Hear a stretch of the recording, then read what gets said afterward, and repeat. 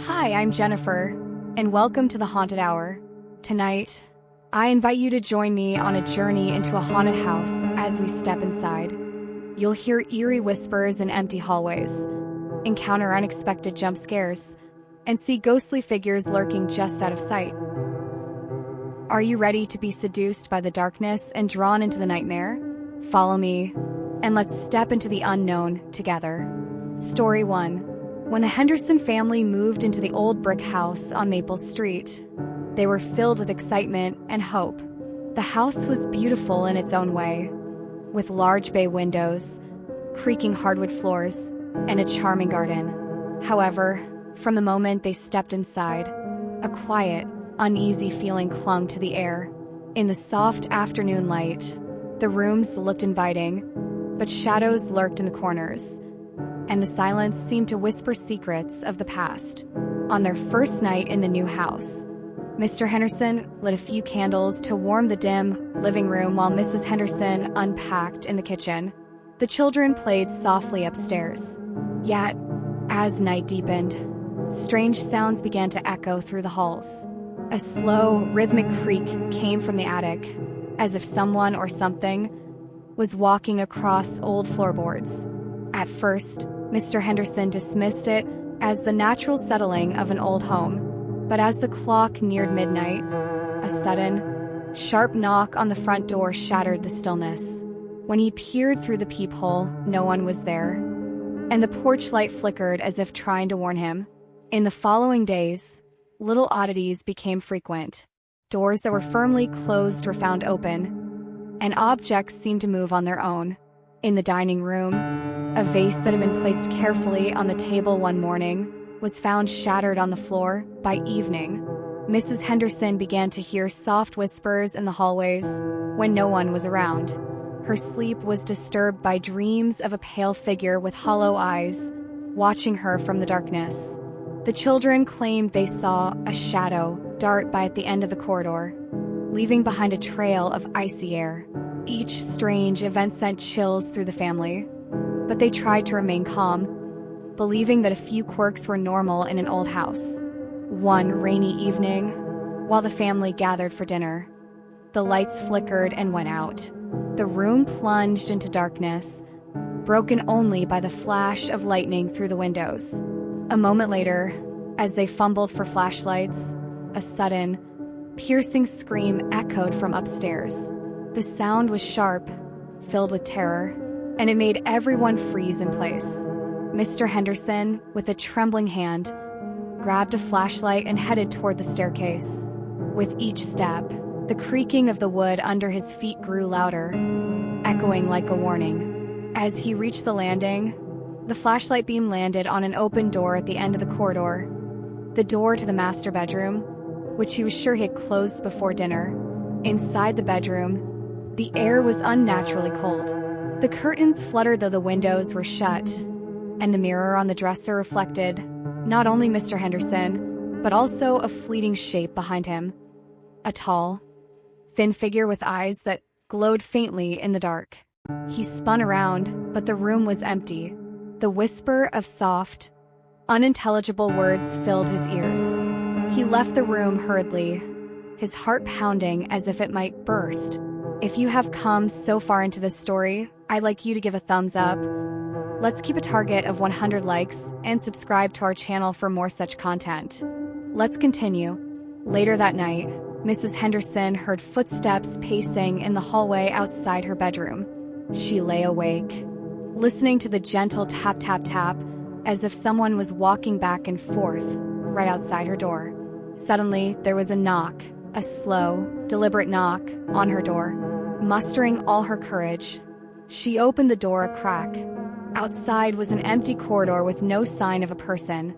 Yet, as she peered down the darkened hall, she noticed a faint red stain on the doorknob, like a dried drop of blood. Terrified, she shut the door quickly and locked it, her hands trembling. The next morning, the Henderson family tried to resume their routine. Yet, the house felt different.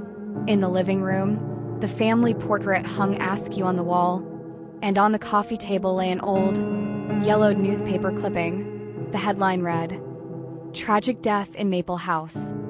Local woman vanishes without a trace. The date on the clipping was over 50 years old. They learned that decades earlier, a young woman had lived in the house and had mysteriously disappeared after being seen arguing with someone on the phone. Her body was never found, and some said her spirit still haunted the halls of the old home. That afternoon, as a storm brewed outside, the family gathered in the kitchen for tea. The wind howled against the windows, and heavy rain battered the roof. Suddenly, the power went out again, plunging the house into darkness. In the silence that followed, a soft melody began to play, a lullaby that echoed from the empty halls. The children, now frightened, huddled together. Mrs. Henderson tried to calm them, but her voice shook with fear. The melody grew louder and more sorrowful, as if the very walls were mourning a lost soul. Desperate to restore order, Mr. Henderson went to the fuse box in the basement. The basement was dark, the air damp and cold. As he descended the stairs, his flashlight revealed old, dusty furniture and cobwebs that draped over forgotten boxes. In a far corner of the basement, he noticed an old rocking chair, moving gently back and forth on its own. The creaking sound of the chair filled the space, and he could almost hear a soft humming, a tune that matched the eerie lullaby upstairs. His pulse raced as he inched closer. In that moment, a loud crash echoed from behind him. He spun around, heart hammering, but saw nothing except swirling dust in the flashlight beam. Upstairs, the atmosphere grew even more oppressive. The children began to cry, convinced that someone was watching them from the dark corners of their room. One of them, little Jamie, pointed at the mirror in the hallway. "Look, there's a lady," he cried. In the mirror's reflection, a ghostly woman in a faded dress stood silently, her eyes full of sorrow and pain. The image vanished as quickly as it had appeared, leaving the children sobbing and the adults scrambling to find comfort. That night, as the storm raged outside, the family huddled together in the living room, trying to stay calm. Every sound, a distant door creak, a whisper, a thud, sent shocks through their bodies. They could no longer ignore the heavy presence that seemed to linger in every corner of the house. In a final act of desperation, Mr. Henderson gathered the family and decided to hold a small prayer circle in the hope of cleansing the home. As they joined hands and recited comforting words, the air around them, in the midst of the prayer, the lights flickered back on for a brief moment. In that flicker, they all saw her, the ghostly woman standing at the end of the hallway. Her eyes were full of sorrow, and her face twisted in an expression that was both mournful and terrifying. A low moan emanated from her, and with one sudden, blood-curdling scream, she vanished into a burst of static.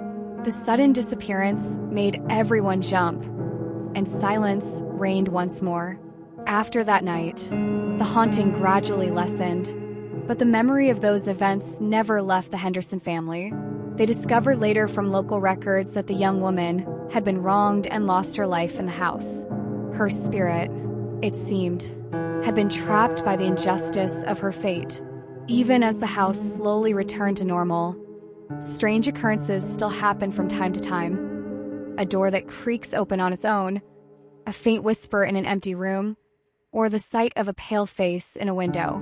Years later, the Hendersons moved away, but the old Maple house remained. Neighbors still spoke in hushed tones about the strange events that occurred within its walls, and sometimes on stormy nights, a lone figure could be seen in one of the upstairs windows, a reminder of the sorrowful spirit who once roamed those halls. And for anyone new who moved into the house, the first night was always the hardest. A night filled with suspense, eerie sounds, and unexplained shadows that gave them goosebumps. The ghost of the old Maple house continued to remind everyone that some stories never end, and some spirits never find peace. Still here? Enjoying our content? Please give a thumbs up to show your support. Remember the target of 100 likes and subscribe to our channel for more such content. Let's continue. Story 2. Strange New Haunted House. When Michael and Lisa first saw the house on Elmwood Road, its peeling paint and overgrown garden gave it an eerie charm that they cannot resist. It was a grand, old mansion with towering gables, ornate windows, and ivy clinging to every surface. The couple, eager for a fresh start in a new town, decided to buy it despite the whispers among locals about strange happenings. They believed that every old house had its quirks, never imagining that this one would test every ounce of their courage. The first night in the new house was filled with the excitement of new beginnings. Michael spent the evening unpacking, while Lisa arranged their few belongings in what would be their living room. But as midnight approached, a heavy silence fell over the mansion. The wind outside howled, and the trees bent as if hiding secrets. In that unsettling stillness, the couple began to notice odd things. A soft, persistent tapping seemed to come from the walls, and the lights flickered despite Michael's careful checks of the circuits. They shrugged these off as signs of an old house settling, until the noise grew into clear footsteps echoing in the empty halls.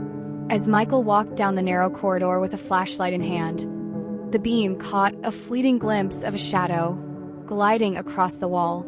It moved too fluidly to be a person. His heart pounded as he hurried to check every room. In one of the bedrooms, he found the mirror cracked with splinters radiating outward, and his own reflection appeared for just a split second with eyes that were not his. Each step he took made the wooden floor creak in protest, adding to the building's sense of dread.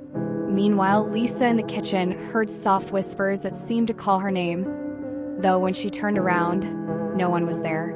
The air felt thick and heavy, as if the house itself was breathing. Over the next few days, unsettling events escalated.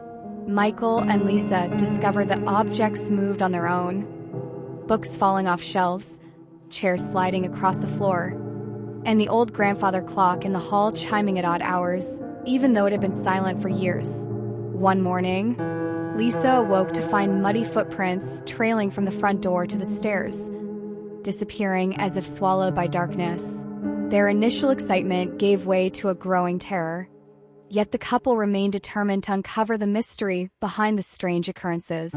One stormy evening, while the wind lashed against the windows, Michael sat in the study, reading by candlelight. The storm's fury outside was matched by the unsettled energy inside. Suddenly, a deafening crash sounded from the floor above, jolting him to his feet. With trembling hands, he grabbed a flashlight and crept up the creaking stairs. The corridor at the top was dimly lit by sporadic lightning flashes, casting long, wavering shadows along the wallpaper.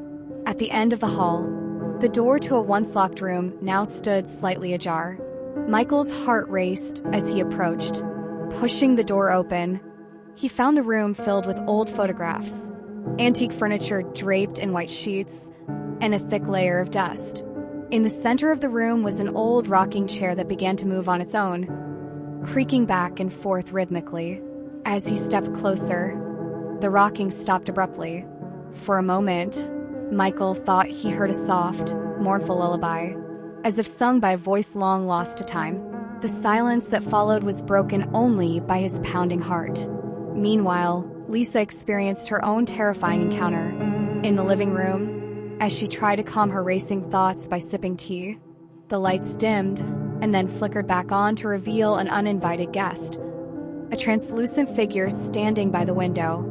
The ghostly figure was that of a young woman in a tattered dress, her eyes empty and sorrowful, as if she carried the weight of a lifetime of pain. Lisa's breath caught in her throat as the figure slowly raised a hand and pointed toward the door. Before Lisa could scream, the apparition vanished, leaving only a faint scent of roses and decay. Shaken, Lisa locked herself in the room, her mind racing with questions about the tragic history of the mansion. As days turned into a week, the disturbances became more violent and unpredictable. Michael found scratches on the walls of his study, that spelled out words in a language he did not understand. Doors slammed shut in the dead of night, and sometimes, when both were in bed, they heard soft crying in the halls, as if the house itself was mourning a lost soul. One particularly harrowing night, during a torrential downpour, both Michael and Lisa woke to the sound of someone whispering in unison, "Leave now." The words were not spoken by one person, but echoed from all directions. The couple clutched each other, terrified beyond measure, and finally decided that they must learn the secret of the haunted house if they were ever to be free of its grasp. Determined, Michael began to research the mansion's history at the local library. He discovered that the house had once belonged to a wealthy family whose daughter, Clara, had disappeared mysteriously over a century ago. Rumors had long swirled that she had been the victim of a terrible tragedy and that her spirit was trapped in the house, forever seeking justice or perhaps redemption. Michael learned that Clara had been known for her kindness and her love of music, and some said that on stormy nights, one could hear her playing a melancholic tune on the piano. This revelation sent shivers down his spine, especially when he recalled the lullaby he had heard in the study. Armed with this knowledge, Michael and Lisa decided to confront the spirit. They gathered a few keepsakes, old letters, photographs of Clara, and a cherished music box that had belonged to her, and placed them on a small table in the parlor, hoping to appease the restless soul. That night, as the clock struck midnight, the house seemed to hold its breath. The air turned ice cold, and every creak of the floor was magnified. Suddenly, the grandfather clock began to chime, its deep, resonant tones echoing through the silent halls. The lights flickered, and for a moment, the entire house was bathed in an eerie blue glow. Then, as if summoned by their efforts, Clara's spirit appeared in the parlor. She hovered near the table, her eyes full of sorrow yet tinged with a fierce anger. The ghost's form shifted, and her expression contorted into one of despair as she pointed at the music box. In a sudden burst, the music box sprang open and played a slow, haunting melody that filled every corner of the room. The sound was both beautiful and terrible, and it caused everyone to pause. In that climactic moment, Clara's ghost let out a piercing scream that shook the very foundations of the mansion. The windows rattled, the walls trembled, and a gust of wind slammed the door shut. Michael and Lisa clutched each other, unable to tear their eyes away, as the spirit's form began to waver. Then, as quickly as it had appeared, Clara's image faded into a swirl of mist, leaving behind only the mournful music and a final message scrawled in the dust on the table. "Remember me." In the aftermath of that night, the strange happenings gradually subsided. Michael and Lisa repaired the physical damages and attempted to restore a sense of normalcy to their lives. But the memories of those eerie encounters haunted them. The mansion, once a symbol of new beginnings, had become a constant reminder of the past, a past that refused to be forgotten. Neighbors whispered about the strange lights and sounds that sometimes emanated from the house, and newcomers were warned to be cautious.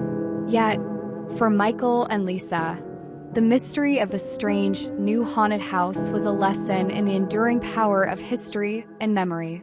They learned that some spirits never truly leave, and that every home carries its own story.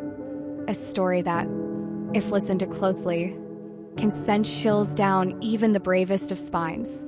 Even years later, when the couple spoke of those terrifying nights, their voices would drop to a hushed whisper, and a lingering sense of dread would settle in the room. The mansion on Elmwood Road stood as a silent witness to the past, a place where the line between the living and the dead blurred, and where every creak, every shadow, and every whisper reminded them that the strange and haunted were never far away. After Clara's spirit faded away, Michael and Lisa were left shaken but resolute. The message, "Remember me," scrawled in the dust, weighed heavily on their minds. They felt that Clara's story was incomplete and that her restless spirit might return if they didn't uncover the truth behind her tragic disappearance. As dawn broke, the couple decided to delve deeper into the mansion's mysteries, determined to bring closure to Clara's tale. While cleaning the parlor later that morning, Lisa noticed something odd about the wallpaper near the fireplace. The intricate floral pattern seemed slightly misaligned, as if it had been hastily patched over. Curiosity piqued. She ran her fingers along the edge and felt a faint draft. Michael fetched a crowbar, and together they pried away the paneling to reveal a hidden door. It was narrow and covered in cobwebs, with rusted hinges that groaned as they pushed it open. The door led to a spiral staircase descending into darkness, armed with flashlights. They ventured down into what appeared to be an underground cellar. The air was damp and musty, and the faint sound of dripping water echoed off the stone walls. At the bottom of the stairs, they discovered a small room filled with forgotten relics, old trunks, faded photographs, and journals stacked haphazardly on shelves. In one corner stood an antique piano covered in dust, its keys yellowed with age. When Lisa brushed off the piano's surface, she found sheet music titled Clara's Lament. The melody was hauntingly familiar. It matched the tune played by the music box during Clara's ghostly appearance. Michael opened one of the journals and discovered entries written by Clara herself. Her handwriting was elegant, but increasingly frantic toward the end. The final entry read, "He watches me from the shadows. I cannot escape. If anyone finds this, please remember me." As they examined Clara's belongings, a sudden chill swept through the cellar. The candles they had lit flickered violently before extinguishing altogether. In the suffocating darkness, Michael and Lisa heard heavy breathing, slow, deliberate, and far too close for comfort. Lisa gripped Michael's arm as their flashlights flickered back on to reveal a tall, shadowy figure standing at the edge of the room. The figure was cloaked in darkness, its features indistinguishable except for glowing red eyes that pierced through the gloom. It radiated an aura of malice that made their skin crawl. The entity raised a hand toward them, and without warning, every object in the room began to shake violently. Books fell from shelves, trunks slid across the floor, and the piano emitted discordant notes as if struck by invisible hands. Michael shouted for Lisa to run as he grabbed one of Clara's journals and bolted up the stairs. The shadowy figure followed them relentlessly, its footsteps echoing like thunder behind them. They slammed the hidden door shut and barricaded it with furniture from the parlor. For hours afterward, they could hear scratching and muffled growls emanating from behind the door. Terrified but determined, Michael and Lisa spent the next few hours poring over Clara's journal entries in search of answers. The entries revealed that Clara had been tormented by a sinister presence she referred to as the Watcher. She described hearing whispers in her room at night and seeing dark shapes move through the halls of the mansion. Her family had dismissed her claims as hysteria until she vanished without a trace. One entry mentioned a locked chest hidden beneath the floorboards in her bedroom, a chest containing items she believed would protect her from the Watcher. Michael and Lisa hurried upstairs to Clara's bedroom, guided by her descriptions in the journal. After hours of searching, they found loose floorboards beneath an old rug. Using tools from their garage, they pried them up to reveal a small iron chest secured with an ornate lock. Inside were several objects: a crucifix wrapped in cloth, a vial of dried herbs labeled protection, and a locket containing a photograph of Clara with another young man, someone who wasn't part of her family portraits downstairs. On the back of the photograph was inscribed, "Forever yours, E." Michael researched further at the library, while Lisa stayed behind to keep watch over the house. He uncovered records indicating that Clara had been engaged to marry someone wealthy, a match arranged by her family, but had fallen in love with a servant named Elias instead. Their relationship had been kept secret until Clara's fiancé discovered them together one stormy night. The fiancé had confronted Elias in a fit of rage, resulting in his untimely death under mysterious circumstances. Rumors suggested that Elias' spirit lingered in the mansion alongside Clara's, a vengeful force bound by tragedy. Armed with this knowledge, Michael returned home just as night fell once again over Elmwood Road. Together with Lisa, he devised a plan to confront both spirits, the sorrowful Clara and vengeful Elias, and free them from their torment. They placed Clara's locket on her piano, along with candles arranged in a protective circle, using her vial of herbs as instructed in her journal. As midnight struck, they recited words written by Clara herself. By love betrayed but not undone, let peace find those who seek release. The room grew icy cold as both spirits manifested before them, Clara weeping softly at her piano, while Elias loomed behind her like a dark shadow. The Watcher appeared once more but seemed weakened by their ritual. Its form flickered like static before dissipating entirely. Clara turned toward Michael and Lisa one last time before vanishing into light alongside Elias' shadowy figure. A bittersweet farewell marked by gratitude etched across their ghostly faces. With both spirits freed from their earthly bonds and the Watcher defeated, peace finally returned to Elmwood Road Mansion, but its eerie charm remained intact forevermore. Michael and Lisa vowed never again underestimate whispers about haunted houses.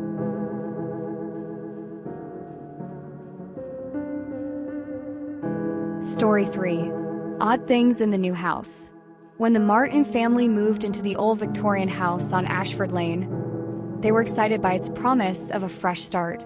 The house stood isolated among tall, ancient trees, its stone walls and winding corridors holding a quiet mystery. At first glance, everything seemed ordinary.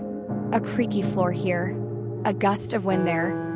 But soon the Martins discovered that their new home had a life of its own. On the first night, as the family settled into their new routines, small oddities began to occur.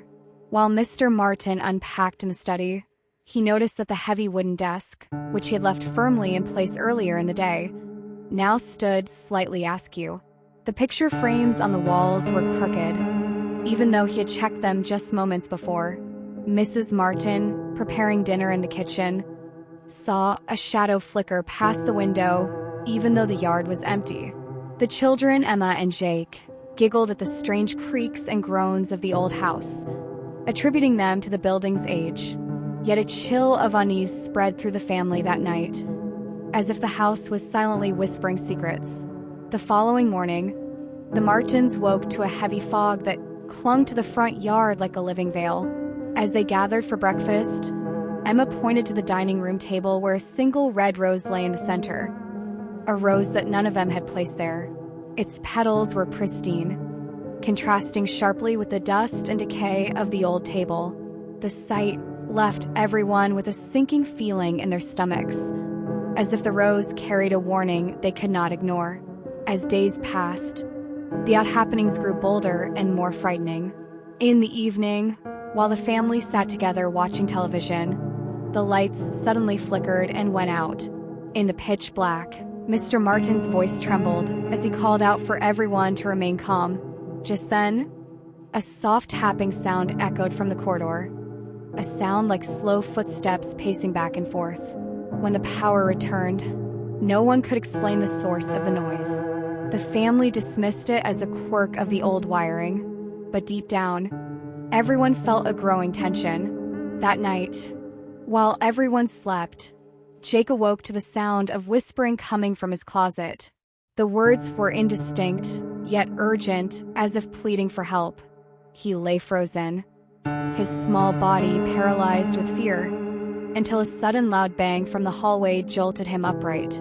In the faint light of his night lamp, he thought he saw a pale face peering from behind the door, its eyes empty and unblinking. Terrified, Jake screamed, and his cries woke his parents. Mr. Martin rushed to his room, finding Jake trembling and pointing at the closet door. The door was closed, but the lock had been broken.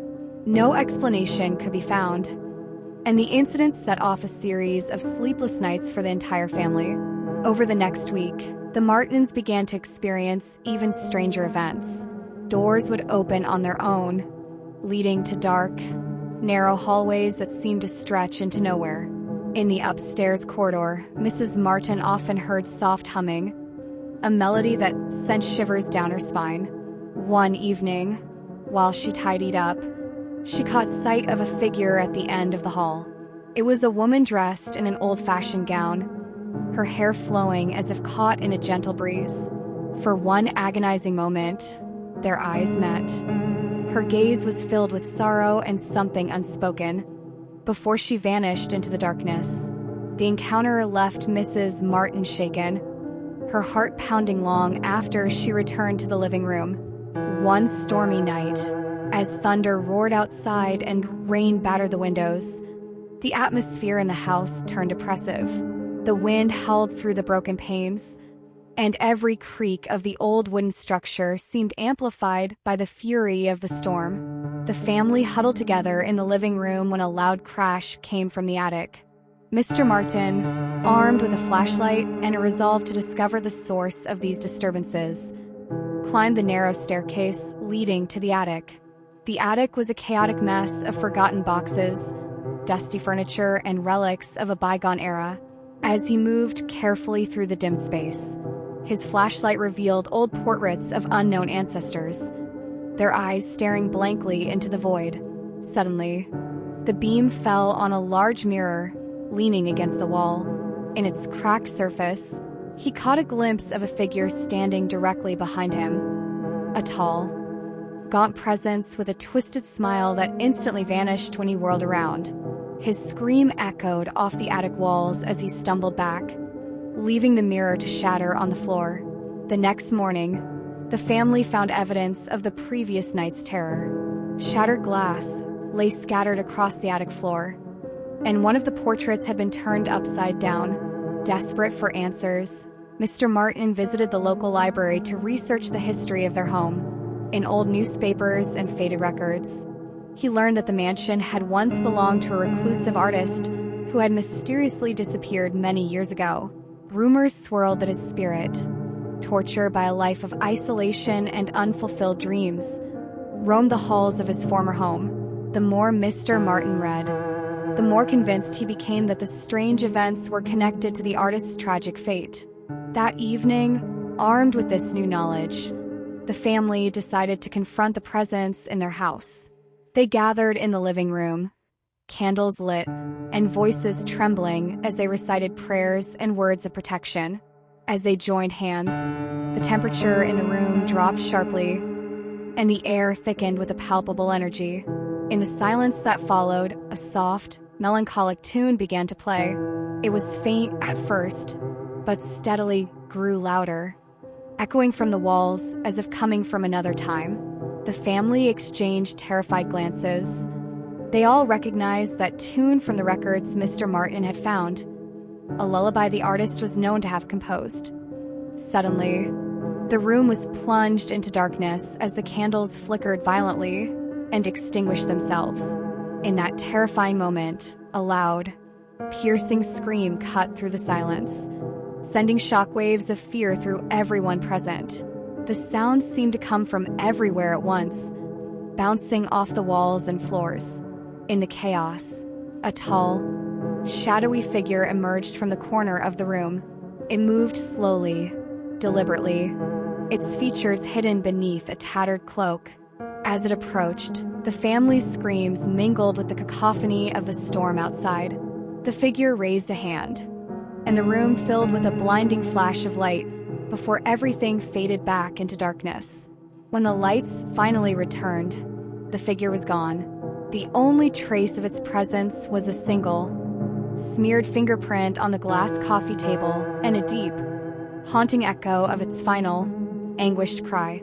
In the following days, the activity in the house slowly subsided. Doors no longer opened on their own, and the whispering in the hallways grew quieter. Yet the sense of being watched never left the Martins. Even during moments of calm, they could feel eyes upon them, and sometimes, in the quiet hours of the night, a soft hum of a forgotten lullaby drifted through the halls. In time, the family moved past the worst of the terror, but they never forgot the strange and inexplicable events that had unfolded in their new home. They learned that every house, no matter how beautiful on the outside, could hide secrets from the past. The old Victorian on Elmwood Road stood as a silent witness to its own history, a history filled with art, loss, and restless spirits.